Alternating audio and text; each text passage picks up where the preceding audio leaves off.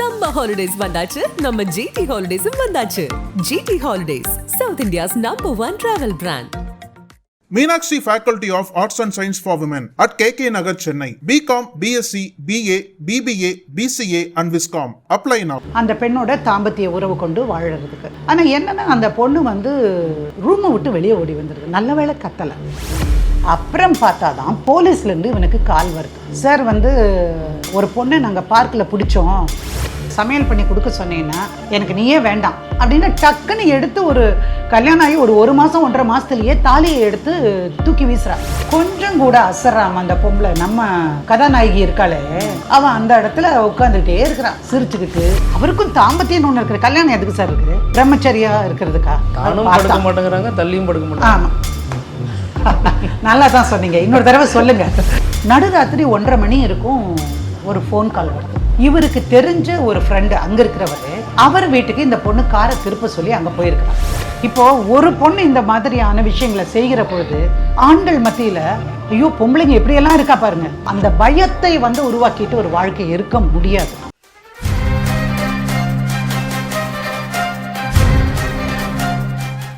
நக்கீர நேயர்களுக்கு வணக்கம். இது வழக்கு எண். இந்த வாரத்தில் சாந்தகுமாரி மேடம் நம்ம கூட இணைஞ்சிருக்காங்க. அவங்கள வரவேற்போம். மேடம் வணக்கம். வணக்கம், சொல்லுங்க. இன்னைக்கு என்ன மாதிரியான வழக்கு மேடம்? கடந்த 2 வாரங்களாக வந்து பெண்களை பற்றியே நம்ம பேசிட்டோம். உங்கள் தரப்பில் இருக்கிறவங்களையும் கொஞ்சம் பேசுவோம் அப்படின்னு நான் நினச்சேன். நம்ம இன்றைக்கி பார்க்க போகிற வழக்கு வந்து பெங்களூரில் இருந்த ஒரு நபர், சுமித் அப்படின்னு பேர் அவருக்கு. அவர் தான் நம்முடைய கிளையண்ட்டு. இந்த வழக்கை பொறுத்த வரைக்கும் என்ன சொல்லணும்னா, 2 பேரும் கல்யாணம் பண்ணிக்கிறாங்க. பெற்றவர்கள் பார்த்து நிச்சயம் பண்ணி கல்யாணம் பண்ணுறாங்க. பையன் நல்லா இருக்காங்க சார். பெண்ணோட கம்பேர் பண்ணும்போது உண்மையிலேயே பையன் நல்லா தான் இருந்தாப்புல. ஆனால் கல்யாணம் பண்ணி அவரும் நகையெல்லாம் போட்டார், எல்லாம் பண்ணினாங்க.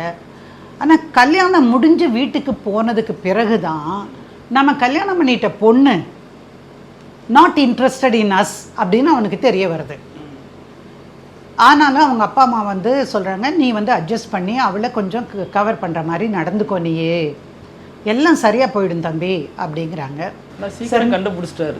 என்ன நாட் இன்ட்ரெஸ்டட் இன் அஸ்ங்கிறத ரொம்ப சீக்கிரம் கண்டுபிடிச்சி. இல்லை சார், இந்த ரொம்ப சீக்கிரம்னா இப்போது நீங்கள் ஒரு கல்யாணமான தம்பதிகள் ஒரு காரில் போனாங்கன்னு வச்சுக்கோங்க. அப்போ தான் கல்யாணம் முடிஞ்சிருக்கு, இங்கேருந்து மறு வீட்டுக்கோ அல்லது எதுக்கோ உனக்கு போகிறாங்க. கண்டிப்பாக அன்பு இருந்தாலோ ஆசை இருந்தாலோ அது வெளிப்படும். ரியர் வியூ மிரரை வந்து நீங்கள் திருப்பி வைக்க வேண்டிய அவசியம் கூட வரும். எதுக்காக இதை சொல்கிறேன்னா, அந்த அந்யோன்யம் இல்லை, அந்த கண்கள் தேடுதல் இல்லை. அப்புறம் இந்த 2-3 விசேஷங்கள்லாம் நடக்கும் வீடுகளில். தாலி பிரித்து கோக்குறதுன்னு ஒன்று வச்சுருப்பாங்க. அப்புறம் அடுத்தடுத்த சங்கதிகள். இந்த பொண்ணு வந்து தருமபுரி மாவட்டம், அன்றைய தருமபுரி மாவட்டத்தில் ஒரு பகுதியிலிருந்து வந்தவங்க. இந்த பொண்ணுடைய அம்மாவும் அவங்க சித்தி இவங்க எல்லாமே வந்து போலீஸ்காரவங்க, ஒரு பொசிஷனில் இருக்கக்கூடிய ஒரு போலீஸ்காரவங்க. ஸோ அவங்க சொன்னதுனால நம்பி தானே இவர் கல்யாணம் பண்ணியிருப்பார். ஆனால் ஏன் இப்படி இருக்கா அப்படின்னு நினச்சிட்டு போகிறாரு. சரி, அது கொஞ்ச நாள் கழித்து அந்த பொண்ணை அழைச்சிட்டு பெங்களூருக்கு போய் குடித்தனம் இருக்காங்க. குடித்தனம் இருக்கும்போது பார்த்தா அந்த பொண்ணு இவரோட ஒட்டவே மாட்டேங்குது. ஒரு சின்ன சின்ன விஷயம்னா கூட ஒன்றும் இல்லை, காலையில் நான் 9 மணி வரைக்கும் தூங்குவேன்னா ஹஸ்பண்ட் வேலைக்கு போக வேண்டாமா? ஹஸ்பண்டுக்கு எல்லாமே செஞ்சு தானே ஆகணும். எதுவாக இருந்தாலும் தெரியலன்னா கூட மாமியார்கிட்ட பக்கத்தில் நின்னா கூட கற்றுக்கலாம். இல்லை ஒரு அக்கறை இருக்கிறதாவது தெரியும். அதில் எதுவுமே இல்லை. ஒரு 8:30-9 மணிக்கு வரும்போதே இவருக்கு அவங்க அம்மாவே எல்லாம் சமைச்சு பேக் பண்ணி எல்லாம் கொடுத்து அனுப்பிச்சிருவாங்க. சரி, அம்மா இருக்கிற வரைக்கும் சரி. அப்புறம் என்ன பண்ண போகிற? அதனால கொஞ்சம் போ, இந்த பார், நீ என்னை சமையலெல்லாம் கற்றுக்க சொன்னீங்கன்னா அல்ல சமையல் பண்ணி கொடுக்க சொன்னீங்கன்னா எனக்கு நீயே வேண்டாம் அப்படின்னு டக்குன்னு எடுத்து ஒரு கல்யாணம் ஆகி ஒரு மாதம் 1.5 மாதத்துலேயே தாலியை எடுத்து தூக்கி வீசுறா. அப்புறம் இவனுக்கு ஷாக் ஆகிடுது. இவருக்கு தாலி மேலே ரொம்ப ஒரு சென்டிமெண்டலான ஒரு அட்டாச்மெண்ட்டு. ஏன்னா அவங்க அப்பா அம்மாலாம் நல்லா வாழ்ந்து இருந்தவங்க. ஸோ என்ன நீ தாலியை கழட்டி வீசுறேன்னு அதிர்ச்சி. பையன் அப்புறம் இதை வந்து அம்மாட்ட சொல்கிறான், அம்மா இந்த மாதிரி பண்ணுறாம்மா அப்படின்னு. அப்புறம் அந்த அம்மா பெரியவங்க சொல்கிறாரு, அம்மா சின்ன பிள்ளை அந்த மாதிரிலாம் பண்ணக்கூடாது, ஏதாவது தெரியாமல் இருந்திருக்கும் உனக்கு, நீ இதெல்லாம் செய்யாதம்மா, நீ கழுத்தில் போட்டுக்கிறத போட்டுக்கோ, கொஞ்சம் கொஞ்சம் முன்னே எந்திரிச்சு வா. இதை அவங்க சொல்கிறாங்க. சரிங்க அப்படின்னு ஆண்டிக்கிட்ட சொல்கிறான் அந்த பொண்ணு. அப்புறம் அடுத்த நாளும் அதே மாதிரி தான் நடக்குது. ஸோ சமையல் பண்ணு அப்படின்னு சொன்ன உடனே தாலியை கழட்டி வீசினான். அடுத்தாப்புல இன்னொரு விஷயம் உங்களுக்கு தெரியும், ஒரு கணவனும் மனைவியுமாக வாழத் தொடங்கி இருக்கிறார்கள். அப்போ ஒரு கணவனுக்கு ஒரு எக்ஸ்பெக்டேஷன் இருக்கும் தன்னுடைய ஒய்ஃபை பற்றி. ஆனால் இதுதான் இன்ட்ரெஸ்டே காட்டலையே, அதனால் அவரும் அமைதியாகவே இருந்திருக்காரு. அப்புறம் அந்த ஒரு மாதத்தில் திரும்ப ஒரு தடவை அவர் ட்ரை பண்ணுறாரு அந்த பெண்ணோட தாம்பத்திய உறவு கொண்டு வாழறதுக்கு. ஆனால் என்னென்னா அந்த பொண்ணு வந்து வெளியே ஓடி வந்துடுது, ரூமை விட்டு வெளியே ஓடி வந்துடுது. நல்ல வேளை கத்தலை, இவனும் சத்தம் இல்லாமல் கதவு திறந்தபடியே இருக்க, இவன் போய் பேசாமல் படுத்துக்கிறான். அப்புறம் அடுத்த நாள் கேட்குறான், நீ என்ன கான்ஜுகல் ரிலேஷன்ஷிப்கே வரமாட்டேங்கிற, தாம்பத்திய உறவு கொண்டு வாழ மாட்டேங்கிற அப்படின்னு பகல் நேரத்தில் கேட்கும்போது, இந்த பார் என்னை தொட்டேன்னா அவ்வளோதான், எனக்கு இந்த கல்யாணமே வேண்டாம் அப்படின்னு சொல்லி அப்பவும் 2வது முறையும் தாலியை கழட்டி வீசுது. அப்புறம் பார்க்குறான், இவனுக்கு ரொம்ப ரொம்ப வருத்தம் ஆகிடுது. அம்மா நீயும் சொன்ன, அதுக்கப்புறமே இந்த மாதிரி தான் இருக்குது அப்படின்னு. இல்லை கொஞ்சம் பொறுமையாக டீல் பண்ணப்பா, என்ன இருந்தாலும் அவங்க போலீஸ் ஃபேமிலியாக வேறு இருக்காங்க அப்படின்னு ஒரு அச்சம் இருக்கும். அப்புறம் இவங்க இந்த பொண்ணை பார்த்து கொடுத்தாங்க பாருங்கள் ஒருத்தர், அந்த புரோக்கர்னு அந்த காலத்தில் சொல்லுவோம், இப்போ நிறைய புரோக்கருங்கிற வார்த்தை யூஸ் பண்ணுறோம். அந்த மாதிரி ஆள்கிட்ட பேசும்போது அவர் சொல்கிறாரு, நான் கூப்பிட்டு பேசுகிறேங்கன்னு அந்த தம்பி போய் பேசுகிறாப்புல. யார்கிட்ட, அவங்க அம்மாக்கிட்டேயும் சித்திக்கிட்டேயும் சொல்கிறாங்க. அப்புறம் அவங்க வந்து இந்த தம்பிக்கிட்ட பேசணும்னு சொல்கிறாங்க. யார்கிட்ட, நம்ம மாப்பிள்ளைகிட்ட சுமித்கிட்ட பேசணுங்கிறாங்க. சுமித் உடனே சொல்கிறாரு, இந்த மாதிரி நடந்துகிட்டே இருக்கு ஆண்டி, என்ன பண்ணுறதுன்னே தெரியல ஆண்டி,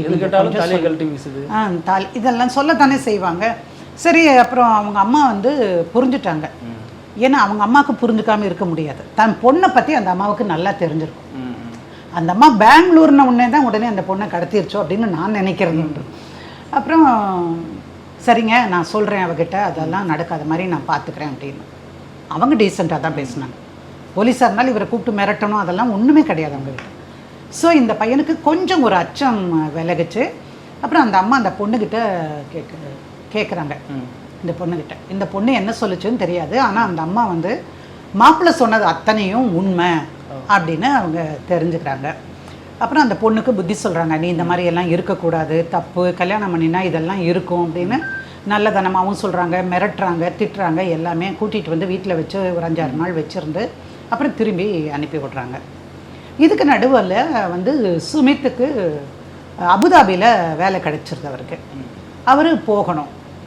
அப்போது என்ன நினைக்கிறாரு, இந்த பொண்ணு இங்கே விட்டுட்டு போனால் எங்கள் அம்மாவுக்கு ஏதாவது ஆகிடும், அதனால் சரி கொண்டு போய் நீ வேணால் பாரு, நீ வேணால் உங்கள் அம்மா வீட்டில் போய் இருக்கிறியா, ஐயோ எங்கள் அம்மாட்ட போனால் திட்டுவாங்க அடிப்பாங்க அப்படின்னு அந்த பொண்ணு சொல்கிறார்.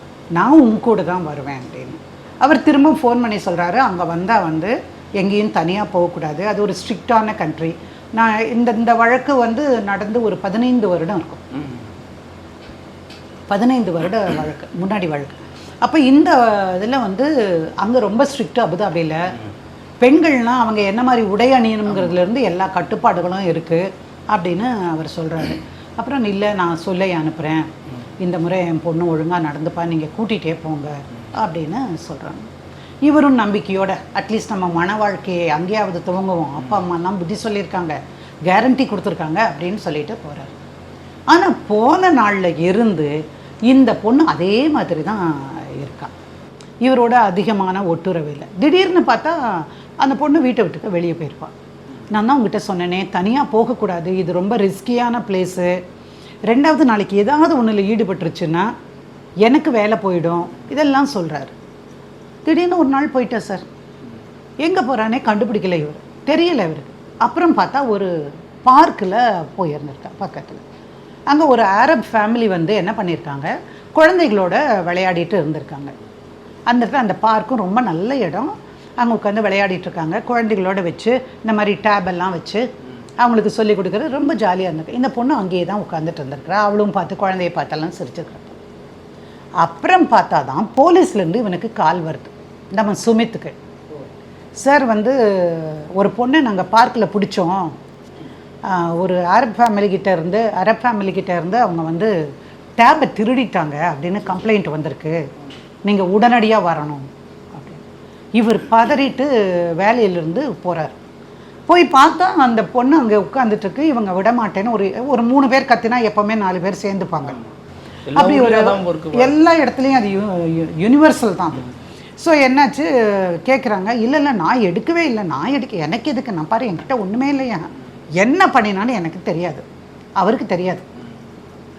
ஆனால் டேப் எடுத்ததை அவங்க சொல்கிறாங்க, திரும்ப திரும்ப சொல்கிறாங்க. இவளுக்கு அங்கே போய் உட்கார வேண்டிய அவசியம் இல்லை, அந்த குழந்தைகளோட போய் உட்கார வேண்டிய அவசியம் இல்லை, சிரிக்க வேண்டிய அவசியம் இல்லை. அந்த அம்மா அடித்து சொல்கிறாங்க, இவ தான் எடுத்தா, இவ தான் இந்த பசங்களோட பக்கத்தில் வந்து இருந்தா அப்படின்னு சொல்கிறாங்க.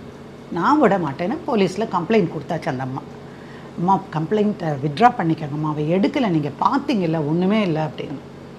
சார் உங்களுக்கு தெரியாது சார், நான் விட மாட்டேன். ஸோ போலீஸ் ஸ்டேஷனுக்கு போகிறாங்க. போலீஸில் என்ன சொல்லிடுறாங்க, sir there are only 2 options, நீங்கள் சொல்கிறதையே தான் திரும்ப சொல்லிகிட்ருக்கீங்க, அந்த பொண்ணு நான் எடுக்கலைங்குது, ஆனால் உறுதியாக அவங்க சொல்கிறாங்க இது என்ன, ஒன்று பண்ணுறேன், இது உண்மையாக பொய்யான்னு தெரிஞ்சுக்கணுன்னா நான் வந்து கேஸை உங்கள் மனைவி மேலே புக் பண்ணுறேன். அவங்க கம்ப்ளைண்ட் கொடுத்துட்டாங்க, நான் இப்போ வந்து அதை ரெஜிஸ்டர் பண்ணி தான் ஆகணும், அதனால் ரெஜிஸ்டர் பண்ணுறேன். இல்லை கேஸ் ரெஜிஸ்டர் பண்ணால் என் வேலை போயிடும் சார், எனக்கு என் வாழ்க்கையே போயிடும், இதெல்லாம் சொல்லத்தானே செய்வாங்க. இதெல்லாம் சொல்லி அவன் கெஞ்சுறான். அப்படியானா ஒன்று பண்ணுங்கள், அந்த டேபுக்கு நீங்கள் ஒரு காம்பன்சேட்டரியாக பணத்தை கொடுத்து நீங்கள் செட்டில் பண்ணிவிட்டு வாங்க.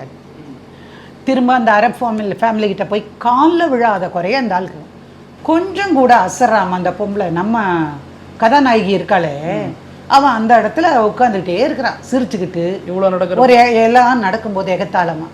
அப்புறம் கெஞ்சி கூத்தாடி ஒரு 1000 dirhams அந்த பணம் கொடுத்துட்டு தான் வெளியே அவளை கூட்டிகிட்டு வர முடிஞ்சது.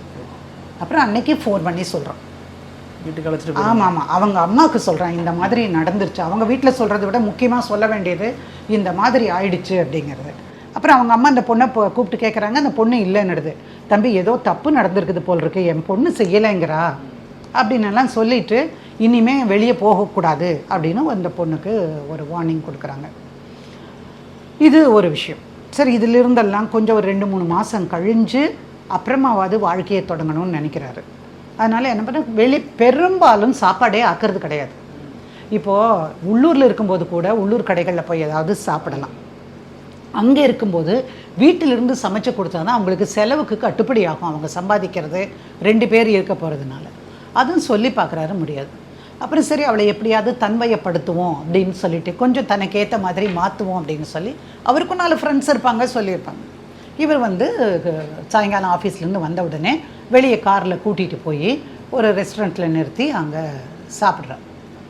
அப்புறம் சில நாளில் லேட் ஆச்சுன்னா வந்துடுறார்.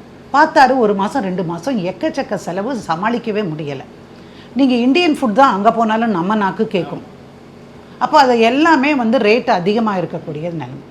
ஸோ என்ன பண்ணுறாரு, இல்லை நான் சமைச்சு தரேன் உனக்கு, இன்றைக்கி உனக்கு சர்ப்ரைஸ் தரேன் அப்படின்னு சொல்லிட்டு அன்றைக்கி நைட்டு அந்த தம்பி சுமித் வந்து செய்கிறாரு. இந்த பொண்ணு அதுவும் காலாட்டிட்டு டிவி பார்த்துக்கிட்டு உட்காந்துக்கிட்டே இருக்குது. அடுத்த நாள் காலையில் சொல்கிறாரு, வந்து நான் இதுக்கு 2 இது செஞ்சு வச்சுட்டு போகிறேன், நீ சாதம் மட்டும் குக்கரில் வச்சுரு, அது கூட நான் தண்ணியெல்லாம் ஊற்றி வச்சுக்கிறேன், நீ ஆன் பண்ணிவிடு, நான் மத்தியானம் வரும்போது சாப்பிட்டு. மத்தியானம் வரும்போது பார்க்குறேன் அந்த அரிசியெல்லாம் ஊறிட்டே இருக்குது. ஸோ சமையல் நடக்கலை. சரி, அதுதான் தொலைது. உன்னை நான் 4 இடத்துக்கு கூட்டிகிட்டு போகிறேன், உனக்காக 2-3 துணிமணியெல்லாம் எடுத்து தரேன், ஒரு ஹேண்ட்பேக்கை கிஃப்ட் பண்ணுறேன். ஒரு ஆண் இதெல்லாம் சும்மா செய்வாரா சார்? அன்பு இல்லாமல் செய்ய முடியாது.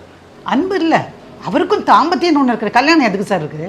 பிரம்மச்சரியாக இருக்கிறதுக்கா? சொல்லுங்கள். எல்லாருக்கும் வந்து I normally use to say that இது வந்து உரிமை பெற்ற பாலியல் உறவு, அதனால் இது தப்பு ஆகாது இல்லையா? எதுக்கு கல்யாணம் பண்ணுறோம்?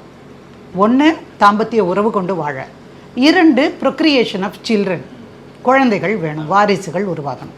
ஸோ அவரும் ட்ரை பண்ணுறாரு. திரும்ப அதே மாதிரி கத்திட்டு இந்த பொண்ணு வெளியே ஓடுறா, வரமாட்டேங்கிறா. முடிஞ்சது. அவரும் எல்லாமே பண்ணி பார்த்துட்டார். இனி என்னால் சமாளிக்க முடியாதுன்னு ஒரு அந்த வார கடைசியில் அவங்க அம்மாவுக்கு கூப்பிட்டு ஒரு நீண்ட கதையவே சொல்கிறாரு, என்னென்ன நடந்தது எது எல்லாம். ஸோ அவங்க அம்மாவும் அவங்க பொண்ணை பார்த்து கூப்பிட்டு, நீ ஒழுங்காக இருக்க மாட்டியா நீயே அப்படின்னெல்லாம் ஸ்பீக்கர் ஃபோன்லேயே தம்பி போட்டிருந்தாரு, அதனால் தெரிஞ்சு போச்சு. திட்டுறாங்க, எல்லாம் பண்ணுறாங்க. அப்போ இவர் சொல்கிறாரு, சரி நீ கொஞ்ச நாளைக்கு போய் ஊரில் இரு, இப்போ இது நம்ம 2 பேருக்குள்ள பிரச்சனைன்னு வெளியே வந்துச்சுனாலே அது ஒரு போலீஸ் கேஸ் ஆகும். இவளே என்ன பண்ணுவா, நேராக போலீஸ் ஸ்டேஷன் போய் என்னை அடிச்சிட்டான்னு சொல்லிட்டா என்னோட நிலைமை என்ன? இப்படி அந்த பையன் யோசிச்சு நீ போகிறாங்க. அவன் மாட்டேங்கிறான். இல்லை என்னால் உன்னை வச்சுட்டு இங்கே சமாளிக்க முடியாது, நாளைக்கு ஏற்கனவே பணம் வேற போயிருக்குது, என்னால் இதெல்லாம் முடியாது. தனியாக இருந்தால் அவர் சந்தோஷமாக இருந்துருவார்னு நினைக்கிறாங்களோ. நீ போ. ஆமாம். என்ன பண்ணுறாரு, டிக்கெட்டை வாங்குறாரு. டிக்கெட்டை வாங்கி இந்தியாவுக்கு நீ வர வேண்டாம் நானே போய்ப்பேன் அப்படின்னு சொல்கிறாரு. அப்போ இல்லை அதெல்லாம் கிடையாது, நான் கொண்டு போய் உன்னை ஏர்போர்ட்டில் விட்டுட்டு அப்புறமா வரேன், அப்படியெல்லாம் உன்னை அனுப்ப மாட்டேன், நீ கொஞ்சம் சரியாக இருந்தால் மறுபடியும் நான் கூட்டிகிட்டு வந்துடுறேன், இல்லை ஊருக்கு நான் வரும்போது உன்னை திருப்பி கூட்டிகிட்டு வரேன் அப்படின்னு சொல்கிறாரு. அதெல்லாம் முடியவே முடியாது, என்னை டாக்ஸியில் வச்சு அனுப்புறியா இல்லையா, நான் போய்ப்பேன், நீ வர வேண்டிய அவசியம் இல்லை, நீ தான் என்னை வேண்டான்னு தானே அனுப்புகிற அப்படின்னு வீணாக ஒரு சண்டை வச்சுட்டு சரின்னு என்ன பண்ணுறாரு, இவர் காரில் வச்சு அனுப்புகிறாரு. காரில் வச்சு அனுப்புகிறாரு. சரி போய் சேர்ந்துருப்பா, நிம்மதியாக இருக்கும், கொஞ்சம் 2 நாளைக்கு நிம்மதியாவது பீஸ்ஃபுல்லாக இருக்கலான்னு போய் படுத்து தூங்குறாரு. நடுராத்திரி 1:30 மணி இருக்கும், ஒரு ஃபோன் கால் வருது. இவருக்கு தெரிஞ்ச ஒரு ஃப்ரெண்டு அங்கே இருக்கிறவர், அவர் வீட்டுக்கு இந்த பொண்ணு காரை திருப்ப சொல்லி அங்கே போயிருக்கிறான். ஓஹோ. அங்கே போய் அவங்க கூப்பிட்றாங்க, உங்கள் மனைவி நடுராத்திரியில் இங்கே வந்தாங்க, உங்களுக்குள்ளே ஏதாவது பிரச்சனையா அப்படின்னு கேட்குறாரு. இல்லை சார், நான் இந்தியாவுக்கு போகிறதுக்காகத்தான் அவங்க இருந்தாங்க. அவர்கிட்ட போய் எப்படி சொல்லுவார், என் பொண்டாட்டி என்னை வேண்டான்னு சொல்கிறேன்னு. இல்லை எனக்கு வந்து இன்றைக்கி அவசரமான வேலை இருந்து முடிச்சுட்டு வர முடியல, நீ டாக்ஸி எடுத்துகிட்டு போ, நான் ஏர்போர்ட் வரேன்னு, பட் என்னால் அவளை அங்கே பார்க்க முடியல சார், அதுதான் சார், ஒன்றும் இல்லை சார் நான் வந்துடுறேன்னு. அந்த நடுராத்திரியில் ஒரு டாக்ஸியை கார் இருந்தது, அதை எடுத்துகிட்டு அவர் போய் அந்த பொண்டாட்டியை கூட்டிகிட்டு வர்றாரு. கேட்டார், ஏன் இப்படி பண்ணுறேன் நீ? ஒன்று ஏர்ஃபேர் போச்சு எனக்கு, ஆமாம் எவ்வளோ லாஸ். 2வது நான் காரோட நான் வந்திருந்தா எனக்கு அந்த செலவு கம்மி, இப்போ நான் டாக்ஸிக்கு கொடுத்துருக்கேன், நீ அங்கேருந்து இன்னொரு வீட்டுக்கு போயிருக்க, அந்த இடத்துல எனக்கு அவமானம் அப்படின்னு அவர் ரொம்ப வருத்தப்பட்டு சொல்கிறார். போக மாட்டேன், நான் இங்கே தான் இருப்பேன், நீ எதுக்கு எங்கள் அம்மாட்ட அனுப்புகிறேன், நான் போக முடியாது எங்கள் அம்மாட்ட. ஏன்? அம்மா இதை ஒத்துக்க மாட்டாங்க, அவங்க சொந்தம் இதை ஒத்துக்காது, ஸோ இவன் தான் இழிச்சவாயன், அதனால் முடிஞ்ச வரைக்கும் இங்கேயே எல்லாம் பண்ணுங்க. திரும்பவும் இதே கதை சார், ஒன்று மாற்றி பிரச்சனையாகவே இருக்குது. அப்போ இவர் சொல்கிறாரு, இதுக்கு மேலேயே என்னால் சகிக்க முடியாது. ஏதோ ஒரு விஷயம் இன்னொன்று கூட நடந்தது சார் அந்த வாழ்க்கையில் அவனுக்கு. சரி, அதுக்கப்புறமா திரும்ப ஒரு தடவை டிக்கெட் எடுக்கிறார். டிக்கெட் எடுத்து அவங்க அம்மாவை கூப்பிட்டு, உங்கள் பொண்ணுக்கிட்ட சொல்லிவிடுங்க, மறுபடியும் இந்த மாதிரி எதுவும் பண்ணக்கூடாதுன்னு சொல்லி, அவங்க அம்மாவும் சொல்லி, ஒழுங்காக நீ கிளம்பி வா, அப்புறம் நானே கூட்டிகிட்டு போய் விடுறேன், ஏன் என் மானத்தை வாங்குறேன் அப்படின்னு அவங்க அம்மா எல்லாம் சத்தம் போட்டிருக்காங்க. அதுக்கப்புறம் இவரே கொண்டு போய் ஏர்போர்ட்டில் விட்டுட்டு, உங்களுக்கு தெரியும் ஏர்போர்ட்டில் உங்களுக்கு இன்டர்நேஷ்னல் ட்ராவலுக்கு போகிறவங்களுக்கு பழக்கம் என்னென்னா, வெளியே தான் நீங்கள் நிற்க முடியும். நீங்கள் புருஷனாக இருந்தாலும் இன்னொருத்தராக இருந்தாலும் வெளியே இருந்து பைக் ஆட்டுறதோட சரி, உள்ளே போய் அவங்க அதுக்கப்புறம் அந்த டிக்கெட்டை கொண்டு போய் கொடுத்து அங்கே போர்டிங் பாஸ் வாங்கி லக்கேஜ் எல்லாம் எதில் போகணும், இப்படி தான் போகணும். சரின்னு இவர் விட்டுட்டு ஒரு 1/2 மணி நேரத்துக்கு பக்கம் நின்று பார்க்குறாரு, ஒன்றும் வெளியே வரல. அப்பாடா, இந்த தடவை நம்ம தப்பிச்சிட்டோம் அப்படின்னு நினச்சிட்டு வர்றார். வந்தால் இந்த தடவை அவங்க அம்மாவுக்கு தெரிஞ்ச ஒரு உறவினர் ஒருத்தர், பழக்கமானவங்க ஒருத்தர் இருக்காங்களாம், அவங்க வீட்டிலேருந்து இப்போவும் நடுராத்திரியில் ஃபோன் பண்ணு. உள்ளே போயிட்டாங்களே. உள்ளே போன பொண்ணு டிக்கெட் கவுண்டரில் போய் அதை கொடுத்து போர்டிங் பாஸ் வாங்கி லக்கேஜை உள்ளே தள்ளிட்டு இதெல்லாம் பண்ணி 1/2 அன் ஹவர் ஆகும்னு ஒரு கணக்கு இவருக்கு. அந்த பொண்ணு கிடையாது, உள்ளே போய் அழகாக உட்காந்துட்டு இவன் வெளியே போகிறானான்னு பார்த்துட்டு நேராக அங்கேருந்து ஒரு டாக்ஸியை பிடிச்சி, டாக்ஸிக்கு கூட காசு கொடுக்கலன்னு அந்த சொந்தக்காரர்கிட்ட போய் சொல்லி, ஸோ அன்னைக்கும் இதே மாதிரி ஃபோன். படுக்க மாட்டேங்கிறாங்க, தள்ளியும் படுக்க மாட்டாங்க. ஆமாம், நல்லா தான் சொன்னீங்க, இன்னொரு தடவை சொல்லுங்க. நீங்க மடமடன்னு சொன்னா நேயர்களுக்கு தெரியாது. ஒரு பழமொழி இருக்குல்ல, தானும் படுக்க மாட்டேங்கிறாங்க தள்ளியும் படுக்க மாட்டாங்க. ஆமா, அந்த மாதிரியான ஒரு பொண்ணு. சரி பார்த்தார், அடுத்த வாரமே 2 டிக்கெட் தனக்கும் அவளுக்குமா சேர்த்து புக் பண்ணிட்டு, எவ்வளவு செலவானாலும் சரி இந்த தடவை நம்ம பாத்திர வேண்டியதுதான்ட்டு கொண்டு போய் அவளை கூடவே வச்சிருந்து, கைவிலங்கு போடலை, 2 கையையும் இணைச்சு போடலை, அவ்வளவுதான். கையை பிடிச்ச மாதிரியே கூட்டிகிட்டே போய் மேலே ஏறி எப்படியோ அவர் நான் பயந்தார், ஏற்றுறதுக்கு முன்னாடி இங்கே ஏதாவது கலாட்டா பண்ணிட்டா என்னடா பண்ணுறது அப்படின்னு. போர்டிங் பாஸ் வாங்கியாச்சு, அப்புறம் என்ன நினச்சாலும் அன்றைக்கி வந்துட்டார். நேராக கொண்டு போய் அவங்க அம்மா வீட்டில் விட்டுட்டார். அடுத்து ஒரு 10 நாள் தாங்க இருக்கும், 10 நாள் தான் அவருக்கு லீவு. அந்த டைமில் இந்த பொண்ணு அந்த வீட்டுக்கு வருது, எங்கள் பெங்களூர் வீட்டுக்கு. வாசலில் நின்றுட்டு ஒரே கலாட்டா, கத்துன்னு கத்துது. இந்த மாதிரி எனக்கு வந்து நீ என்னை வந்து இந்த மாதிரி அபுதாபின்னு சொல்லி ஏமாத்திட்ட எனக்கு, அதனால் இந்த மாதிரியான பிரச்சனை, நீ வந்து என்னை ஏமாற்றிட்டு கூட்டிகிட்டு போகிறேன்னு எங்கள் அம்மா வீட்டில் கொண்டு போய் விட்டுட்ட. ஸோ வந்து என் நகையெல்லாம் கொடு, என் நகையெல்லாம் கொடு, இப்போவே கொடு, நகையெல்லாம் வாங்கி ஏமாத்திட்டானுங்க, யார் நம்பாதீங்க, இவங்க எல்லாம் நல்லவங்க, நம்ம அப்படியே சத்தம் வீட்டு வாசல்ல ரொம்ப அவமானமாக போயிடுச்சு. சரி என்ன பண்ணுறாங்க, இவங்க அப்பா அம்மா இவங்க ரிலேட்டிவ் 2 பேரை கூப்பிட்டுட்டு அந்த பொண்ணையும் கூப்பிட்டுட்டு நேராக அவங்க தருமபுரி மாவட்டம் வர்றாங்க. வந்து சொல்கிறாங்க அவங்கக்கிட்ட, இந்த பாருங்கள் இதெல்லாம் பண்ணுறோம், நாங்கள் மரியாதையாக இவ்வளவு காலம் நாங்கள் வாழ்ந்திருக்கோம், எங்களுக்கு இந்த மாதிரியெல்லாம் அவமானங்கள் வேண்டாம், நாங்களும் எவ்வளவோ வந்து விட்டு கொடுத்து 1 மாதம் 2 மாதம் 3 மாதம்னு அபுதாபியில் இருந்தாலும் என் பையன் நிம்மதியாக இல்லை, இங்கே இருந்தாலும் இல்லை, தாம்பத்தியமும் கிடையாது. இப்போ வந்து நகையெல்லாம் நீங்கள் சொல்லுங்கம்மா, போகும்போது நீங்கள் தானே எல்லா நகையும் வாங்கினீங்க அப்படின்னு. ஆமாம் நான் தான் வச்சுருக்கேன், ஏண்டி நீ அதை பற்றி கேட்ட அப்படின்னு அந்த போலீஸ்காரம்மா கேட்குறாங்க. ஸோ நல்லவர்களும் போலீஸில் இருக்கிறாங்க. அப்புறம் அந்த அம்மா போட்டு அந்த அம்மா வந்து அந்த பொண்ணை போட்டு அடிக்கிறாங்க, திட்டுறாங்க, எல்லாம் பண்ணுறாங்க. இல்லை நீங்கள் கொஞ்சம் நாளைக்கு இங்கே வச்சுக்கோங்க, நீங்கள் சரியானதுக்கப்புறம் கொஞ்சம் கேப் கொடுங்க, எனக்கும் தாம்பத்தியம் கிடையாது, கல்யாணம் ஆனதனுடைய மெயின் பர்பஸே கிடையாது.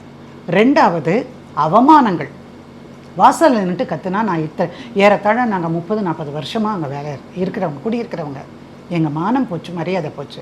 அங்கே நடுராத்திரியில் யாரோ ஃபோன் பண்ணி உங்கள் பொண்டாட்டி எங்கள் வீட்டில் இருக்கான்னு சொல்கிறாங்க. அப்புறம் 1000 திராம்ஸ் நான் கொடுத்து போலீஸ் கேஸ் இல்லாமல் நான் கூட்டிகிட்டு வரேன், என்னை விட்டுடுங்க ஆண்டி, தயவு செய்து கொஞ்சம் விட்டுடுங்க, எனக்கு வந்து இவ வேண்டான்னு நான் இப்போவும் நினைக்கல.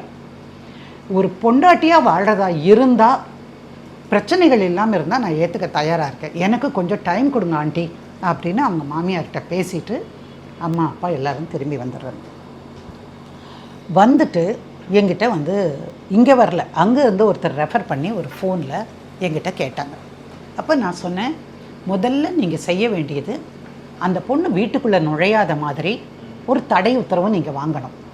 இது நான் பண்ணக்கூடிய விஷயம் இல்லை, ஏன்னா வீடு இருக்கிற இடம் வந்து பெங்களூரில், அதனால் பெங்களூரில் இருக்கக்கூடிய சிட்டி சிவில் கோர்ட்டில் போய் நீங்கள் ஒரு வக்கீலை வச்சு பர்மனண்ட் இன்ஜங்ஷன்னு சொல்லுவாங்க, தடை உத்தரவு, நிரந்தர தடை உத்தரவு ஒன்று போடுங்க, கேஸை செலவு பண்ணி தான் போடணும், அதெல்லாம் வக்கீலை வச்சு நீங்கள் போடுங்கன்னு சொன்னேன். அதே மாதிரி அவங்க என்ன பண்ணாங்க, இதுவரைக்கும் நடந்த சம்பவங்களை எல்லாம் குறிப்பிட்டு அதுலேயே வந்து கல்யாணம் ஆன டாக்குமெண்ட்டு, இந்த வீடு யாருடையது, இந்த பொண்ணு இங்கே இருந்தது, அபுதாபிக்கு கூட்டிகிட்டு போகும், எல்லாத்துக்கும் வாங்கி தானே சார் ஆகணும், எல்லாத்துக்கும் ரெக்கார்டு கரெக்டாக மெயின்டைன் பண்ணியிருக்கிறாங்க. அந்த போலீஸில் நடந்த கேஸு, இவருக்கு வந்தது, எல்லா விஷயங்களையும் போட்டு இப்போ இந்த அளவுக்கு இங்கே வந்து அவமானப்படுத்தியிருக்காங்க. அதனால் இந்த பொண்ணு எந்த காரணம் கொண்டும், இது நாங்கள் சம்பாரித்து வாங்கினது, யார் அம்மா அப்பா காலத்தில் வாங்கின வீடு, அதில் மகனுக்கு இந்த உரிமையில் அவர் இருக்கார், அதனால் இவங்க உள்ளே வரக்கூடாது அப்படின்னு சொல்லி ஒரு உத்தரவு வாங்குறாங்க. ஃபஸ்ட்டு அதை பண்ணுறாங்க. அப்புறம் என்ன பண்ணியிருக்கா, இவங்க இந்த மாதிரி உத்தரவு வாங்கிட்டான்னு தெரிஞ்ச உடனேயே வந்து போலீஸில் போய் நான் கம்ப்ளைண்ட் கொடுத்துருவேன், என் நகையெல்லாம் திருப்பி கொடு அப்படின்னு கேட்டிருக்காங்க. அப்புறம் இவங்க உடனே ஃபோன் பண்ணி அவங்க அம்மாவுக்கு சொல்லணுன்னே, நீ முதல்ல திரும்பி வா, அது நம்ம அப்புறம் பேசிக்கலாம், நீ வா அப்படின்னு அவங்க அம்மா கூப்பிட்ருக்காங்க. நேராக வந்து நீங்கள் என்ன சொல்கிறது அப்படின்னு சொல்லிட்டு, நான் இங்கே வந்து கம்ப்ளைண்ட் கொடுக்குறேன், பெங்களூரில் இல்லை, நேராக அவங்க அம்மா வீட்டுக்கு வந்துட்டு நான் இங்கே வந்து கம்ப்ளைண்ட் கொடுப்பேன்னு சொல்லிட்டு ஒரு கம்ப்ளைண்ட்டை கொடுக்குறேன் அவங்க அப்பா அம்மாவுக்கு தெரியாமலே. அப்புறம் இந்த விவரம் வந்து போலீஸ் ஸ்டேஷனில் இருக்கிறவங்க கூப்பிட்றாங்க, கூப்பிட்டு சுமித்க்கு சொல்கிறாங்க. அவர் ஆடி போயிட்டார், என்னடா இது ஒன்று மாற்றி ஒன்று இந்த மாதிரி பண்ணுறாளே அப்படின்னு சொல்லி. உண்மையிலேயே பரிதாபங்க அந்த ஆண்.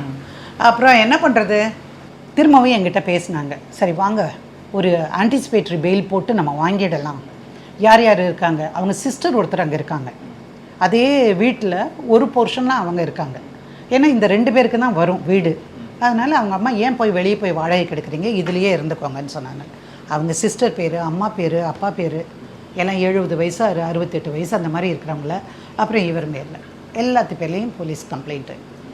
ஸோ நான் வந்து அதை போட்டு அவங்களுக்கு ஒரு பெயில் வாங்கி கொடுத்தேன். நான் கவலைப்படாமல் இருங்க. இப்போ இதுக்கப்புறம் என்ன பண்ண முடியும் சொல்லுங்கள். நீங்கள் பெங்களூரில் போய் கேஸை வந்து டைவர்ஸ் கேஸ் போட்டாலும் அந்த பொண்ணு திரும்ப இங்கே தான் கொண்டு வரும், அதனால் இங்கேயே போடலாம் இருங்கன்னு சொல்லிட்டு டைவர்ஸ்க்கான ஒரு கேஸை போட்டோம். கொடுமைப்படுத்துதல் மன ரீதியாக, அப்புறம் உடல் ரீதியாக, வார்த்தை ரீதியாக, ப்ளஸ் வந்து உங்களுக்கு கான்ஜுகல் ரிலேஷன்ஷிப் இல்லை, செக்ஷுவல் ஹாரஸ்மெண்ட்டு, ஃபினான்ஷியலாக ஹாரஸ்மெண்ட்டு இந்த பொண்ணால் 2 ஏர் டிக்கெட்டு யோசிச்சு பாருங்கள் சார். 1000 திரம்ஸ் கொடுத்துருக்காரு. இந்த பொண்ணுக்கு வேங்கிறதெல்லாம் வாங்கி கொடுத்துருக்குறாரு. எல்லாம் செலவு தானே, ஒன்றும் பிரயோஜனம் இல்லையே. அப்போ அதையெல்லாம் போட்டு நாங்கள் கேஸை போட்டோம். நோட்டீஸே வாங்கலை சார். சரியான கில்லாடி பொம்பளை அது. நோட்டீஸே வாங்கலை. அப்புறம் நாங்கள் பேப்பரில் பப்ளிகேஷன் கொடுத்து அப்புறம் தான் வந்தோம். பேப்பர் பப்ளிகேஷன் என்னென்னா, அவங்களும் என்ன பண்ணியிருக்காங்க, பொண்ணு கல்யாணம் பண்ணி எப்படியாவது நிம்மதியாக இருந்தால் போதும்னு நினச்சிட்டு அவங்களும் ஒரு வக்கீலை வச்சு அல்லது யாரையாவது வச்சு, போலீஸில் இருக்காங்க அவங்களுக்கு தெரியாதா என்னென்னா, அவங்க எல்லாம் பார்க்குறாங்க. அப்போது நான் என்ன பண்ணினேன், 3 தடவை 4 தடவை வரல. அப்புறம் நான் வந்து பேப்பரில் பப்ளிகேஷன் போட்டு ஆர்டர் வாங்கினதுக்கப்புறம் சொன்னேன், இத்தனையும் நடந்தாச்சு, இது வரைக்கும் கோர்ட்டுக்கு வரல. உடனே என்ன பண்ணினாங்க, அந்த பொண்ணு இல்லாமலே அவளை ஒருதலை பட்சமாக்கி விட்டு ஆர்டரை கொடுத்துரு, நமக்கு ஆர்டரை கொடுத்தாங்க. அது தெரிஞ்ச உடனே இந்த கல்யாணம் போயிடுச்சுன்னா இப்படி ஒரு இழிச்சம் மாப்பிள்ளை கிடைக்காதுல்ல அவங்களுக்குமே. அதனால் என்ன பண்ணுறாங்க, அந்த பொண்ணை விட்டு அவளும் வந்து அடுத்த வயதால் வந்து இந்த மாதிரி நான் அன்றைக்கி உடம்பு சரியில்லாமல் இருந்தேன், எனக்கு தெரியாமல் போச்சு, என்னென்னமோ சொல்லிவிட்டு நான் வந்துட்டேன், நான் கேஸ் நடத்துகிறேன், நான் வாழத்தான் விரும்புகிறேன். 2வது இவர் என்னோடய கேஸில் நிறைய நகையெல்லாம் இருக்குது, அதெல்லாம் எனக்கு வரணும்னு சொல்லி அந்த பொண்ணு செக்ஷன் 27 ஹிந்து மேரேஜ் ஆக்ட் கீழே அவள் என்ன பண்ணுறா, நகையெல்லாம் எனக்கு திருப்பி கொடுக்கணும் அப்படின்னு போடுறா. அப்புறம் இந்த பெட்டிஷனுக்கு ஒரு கவுண்டர் போட்டு கவுண்டரில் சொல்கிறா, நான் சேர்ந்து வாழணும் அப்படின்னு அவர் சொல்கிறோம். சரி, நாங்கள் கேஸ் நடத்த ரெடி ஆகிட்டோம். அப்போது அந்த மாதிரி சந்தர்ப்பத்தில் தான் இவர் ஒரு விஷயம் சொல்கிறாரு சுமித் என்கிட்ட. மேடம், நாங்கள் போய் பேசணும்ல மேடம், அவங்க அம்மா அப்பா கிட்ட தருமபுரி மாவட்டம் போய் நாங்கள் பேசணும் இல்லையா, அவங்கக்கிட்ட பேசும்போது நாங்கள் வந்து ரெக்கார்ட் பண்ணினோம் மேடம், நாங்கள் யார்கிட்டையுமே சொல்லலை அப்படின்னு. அந்த ரெக்கார்டிங்கில் அம்மா வந்து திட்டுறாங்க மகளை, எதுக்கிட்டே அந்த மாதிரி சொன்னேன், நகை பூரா நம்மக்கிட்ட தானே இருக்குது, எதுக்கு இதெல்லாம் சொல்லியிருக்காங்க, நம்ம இதை பற்றி பேசியிருக்கோம் முதல்லையே. அப்போது அந்த விஷயமெல்லாம் ரெக்கார்ட் பண்ணி வச்சுருந்ததுனால அதை முழுக்க எடுத்து நாங்கள் இதில் போட்டோம். நாங்கள் நகை கொடுக்க வேண்டிய அவசியம் இல்லை அப்படின்னு போட்டோம். சரின்னு இவங்களை கவுன்சிலிங்க்கு அனுப்பினாங்க.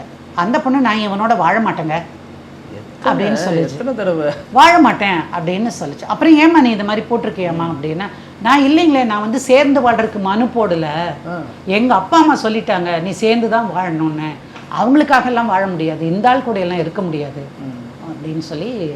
அப்போ கவுன்சிலிங் ரிப்போர்ட்லேயும் இந்த பொண்ணு வாழ விரும்பலைன்னு எடுத்துட்டாங்க. இப்போ அடுத்தாப்புல கேஸ் நடக்கும்போது, கேஸ் நடத்தணுமா இந்த பொண்ணு வந்து நடத்துறதுக்கு வந்தால் தானே பண்ண முடியும். அதுக்கப்புறம் வரவே இல்லை சார் அந்த பொண்ணு. அந்த பொண்ணு அப்பா அம்மாவையும் விட்டுட்டு கணவரையும் விட்டுட்டு அது வேற லைன்லேயே போயிடுச்சு. அது என்னன்னெல்லாம் எனக்கு தெரியாது. ஆனால் 2 குடும்பமுக்கும் கட்டுப்படாத இந்த பொண்ணு வெளியே வந்துருச்சு. அதுக்கப்புறம் நாங்கள் ஆர்டர் வாங்கினோம். ஏன்னா எங்ககிட்ட ஆதாரம் இருந்தது, என்னென்ன நடந்தது, பெங்களூரில் போட்ட கேஸு, ஆன்டிசிபேட்டரி பெயில் கொடுத்தது எங்களுக்கு, ப்ளஸ் இந்த ரெக்கார்டிங்கு, அங்கே நடந்தது, அபுதாபியில் நடந்தது எல்லாம் போட்டோம். எல்லா விவரங்களையும் கோர்ட்டாரிடம் சொன்னதுக்கு பிறகு எங்களுக்கு, அதாவது சுமித் மிகப்பெரிய விடுதலை வாங்கினாங்க. இதுக்கு நடுவில் வேற அவருக்கு ஆஸ்திரேலியாவில் வேலை கிடச்சி போயிட்டாரு சார். ஆள் வர முடியாது தினம். என்ன பண்ணுவீங்க, வீடியோ கான்ஃபரன்சிங் அப்போல்லாம் வந்த புதுசு, அதை வச்சு வீடியோலேயே அவரை பேச வச்சு அவங்க அக்காவை வந்து பவர் ஏஜெண்ட்டாக போட்டு ரொம்ப பெரிய வழக்காக இது நடந்தது, ரொம்ப காலம் நடந்தது. ஒரு ஆண் வந்து எவ்வளவு பொறுமையாக இருந்திருக்கார் அப்படிங்கிறது இந்த வழக்கில் பார்க்கலாம். ஒரு ஆணை ஒரு பெண் வந்து எந்த அளவுக்கு பொய் சொல்லி நாடகமாடி எல்லா விதத்துலையும் அவரை சித்திரவதை பண்ணியிருப்பாங்க அப்படின்னு தெரியுது. அந்த அளவுக்கு வெறுப்பு என்ன மேம், அது எதுவும் தெரிஞ்சா கணவர் அந்த பொண்ணுக்கு இந்த பையனை பிடிக்காம இருந்திருக்கலாம். பர்சனல் தானே சார், நீங்கள் அழகாக இருக்கீங்கிறதுக்காக அப்படின்னு சொல்லிட முடியாது யாரையும்.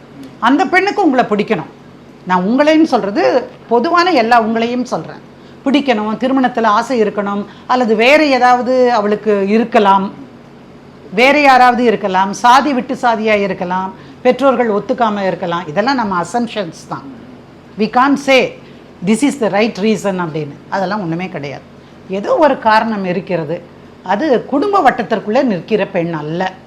அது மட்டும்தான் இந்த விஷயத்தில் நம்ம புரிஞ்சுக்கிட்டது. இதெல்லாம் தேவையானதான் எனக்கு யோசிக்க தோணுச்சு. இப்போது ஒரு பொண்ணு இந்த மாதிரியான விஷயங்களை செய்கிற பொழுது ஆண்கள் மத்தியில் ஐயோ பொம்பளைங்க எப்படியெல்லாம் இருக்கா பாருங்க நீங்களே பார்க்குறீங்களே என்ன மாதிரியெல்லாம் உங்களுக்கு கமெண்ட்ஸ் வருதுன்னு. அப்போது அந்த பயத்தை வந்து உருவாக்கிட்டு ஒரு வாழ்க்கை இருக்க முடியாது. அதனால் பெண்கள் பிடிக்கலையா உங்கள் அப்பா அம்மாட்ட சொல்லு. இல்லை வீட்டுக்கு வந்தியா, ஹஸ்பண்ட் வீட்டுக்கு வந்தவொடனே இதை பாரு எங்கள் அப்பா அம்மா கம்பல் பண்ணாங்க அதனால தான் வந்துட்டேன். இன்றைக்கி அப்பா அம்மாவையும் விட்டுட்டு கணவரையும் விட்டுட்டு எங்கேயோ நீ இருக்கிற, அதுக்கு அன்னைக்கே சொல்லிவிட்டு அந்த மாதிரி ஒரு வாழ்க்கையை தேர்ந்தெடுத்துட்டு நீங்கள் போயிருந்திருக்கலாம் தானே. ஸோ ஆண்களும் இன்னும் அழுத்தமாக சொல்லணும், நம்முடைய நாட்டில் ஆண்களும் இப்பொழுது அவதிப்படுகிறவர்களாக திருமண பந்தத்தில் இருந்து சிக்காத சிக்கல்லாம் சிக்கி சீரழிகிறவர்களாக இருக்கிறார்கள் அப்படிங்கிறத நம்ம பார்க்கணும். நல்ல வேளை அவங்க அப்பா அம்மாவும் அவங்க அக்காவும் கூட இருந்து ஒவ்வொரு ஸ்டெப்பாக எல்லா விஷயம் பணம் செலவழிக்க நேர்ந்தது அவங்களுக்கும் கொடுத்துருக்கணும், அந்த வக்கீலுக்கும் கொடுத்துருக்கணும், இந்த வக்கீலுக்கும் கொடுத்துருக்கணும். உண்மைதானே, செலவு செஞ்சாலும் நிறைய அலைச்சல் கஷ்டங்கள் மன வருத்தங்கள் அத்தனையும் தாண்டி அப்புறம் அந்த பொண்ணு நாங்கள் எக்ஸ்பார்ட்டி ஆர்டர் வாங்கிட்டு அதுக்கப்புறமும் திரும்ப கோர்ட்டுக்கு வந்து எக்ஸ்பார்ட்டி போட்டால் தெரியுமா, அதுதான் அதில் இருக்கிற ட்விஸ்ட்டு. நல்ல வேளை அப்பீலுக்குன்னு ஒரு டைம் இருக்குது சார். ஆர்டர் வாங்கினதுலேருந்து இத்தனை நாளைக்குள்ளே நீங்கள் செய்யணும், அப்பீல் போடுறதா இருந்தாலும் நீங்கள் போடணும் ஒரு உத்தரவாயிருந்தா அப்படின்னா நீங்கள் அது செய்யலை. இந்த பொண்ணு ஒரு 4-5 மாதம் கழித்து இவன் எக்ஸ்பார்ட்டி வாங்கிட்டான்னு யார் மூலமோ தெரிஞ்சுட்டு திரும்ப வந்து நின்னான். பட் நான் போகும்போதே சொல்லி அவர்கிட்ட அனுப்பிட்டேன், இந்த பாருங்கள் 30 நாளில் அப்பீல் போடணும், இல்லை எக்ஸ்பார்ட்டியை செட்டசைட் பண்ணணுன்னா அதுக்குள்ளே பண்ணியிருக்கணும். நீங்கள் வந்து 30 நாளைக்கு மேலே நீங்கள் வந்து ஒரு பொண்ணை பார்த்து நல்லபடியாக கல்யாணம் பண்ணிக்காங்க அப்படின்னு. அதே மாதிரி ஒரு 2 மாதத்துலேயே அவங்க வீட்டில் ஒரு பொண்ணு, சாதாரண பொண்ணு பார்க்க குடும்பப்பாங்க இருக்காளா என்ன ஏது எல்லாம் விசாரிச்சுட்டு இந்த தடவை அந்த அம்மாவை அந்த பொண்ணை கல்யாணம் பண்ணி ரெஜிஸ்டர் பண்ணி அவளை வந்து ஆஸ்திரேலியாவுக்கு தன் மகனோட அனுப்பி வச்சுட்டாங்க. He is very happy with that woman. புரியுதுங்களா? இப்போது நீதிமன்றத்தில் போய் நான் இந்த மாதிரி உடம்பு சரியில்லாமல் படுத்திருந்தேன், வர முடியல, அதனால தான் இது மாதிரி ஆயிடுச்சு, அதனால் எக்ஸ்பார்ட்டி பண்ணாதீங்க, நான் வந்து கேஸ் நடத்த விரும்புகிறேன்னா ஒத்துப்பாங்களா? இல்லை அப்பீல் போட்டு ஹைகோர்ட்டில் வந்து அப்படின்னு சொன்னால் என்ன சொன்னவாங்க, உனக்கு இருக்கிற ஆம்பிள் டைம் கொடுத்துருக்குறாங்க, நீ வந்து வரலை, 2வது அவர் கல்யாணம் பண்ணிட்டாரு, இப்போ நீ எப்படி ஒய்ஃப் ஆக முடியும் எல்லாம் சொல்லி அதனால் சுமித் வந்து தப்பிச்சார். அப்படியாக சந்தோஷமாக இருக்கார். கல்யாணத்தால் ஆண்களும் பாதிக்கப்படுவாங்க, அதுலேருந்து எப்படி வெளில வருது அப்படிங்கிறதுக்கு இந்த வழக்கு ஒரு உதாரணமாக இருக்குது. ரொம்ப கஷ்டப்பட்டார் சார் இது. நன்றி மேடம். நன்றிங்க. நக்கீரன் டிவிக்கு சப்ஸ்கிரைப் செய்யுங்கள். உங்கள் ஆதரவே எங்கள் பலம். ஆசிரியர்களுக்கு நண்பனாகவும் மாணவர்களுக்கு ஆசானாகவும் திகழும் தேர்வு வழிகாட்டி. ஒவ்வொரு பாடத்திற்கும் அனுபவமிக்க ஆசிரியர்களின் துல்லியமான தெளிவான விடைகள். CNC இருக்கு, தேர்வு பயம் எதற்கு? இது தீரன் பப்ளிஷிங் ஹவுஸ் விற்பனை வெளியீடு.